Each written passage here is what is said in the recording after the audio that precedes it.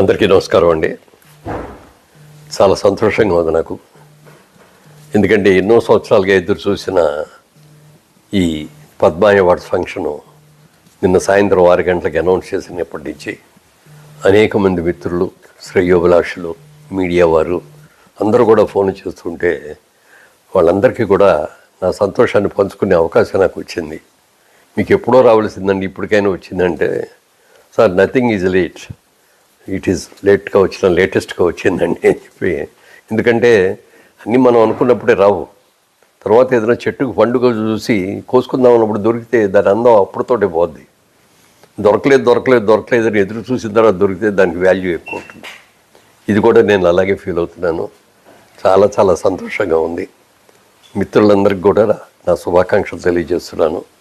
ఇంకో వేరే సందర్భంలో క్లియర్గా డీసెంట్గా తర్వాత మాట్లాడతాను.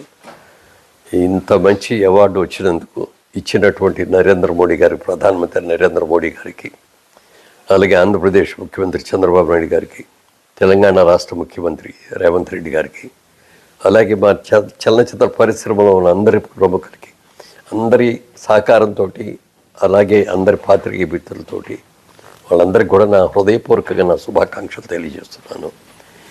ఈ అవార్డు అందుకున్న తర్వాత తప్పక ఒకసారి మళ్ళీ డీటెయిల్డ్గా మళ్ళీ అప్పుడు ప్రెస్ మీట్ పెట్టుకొని చెప్తాను. Thank you.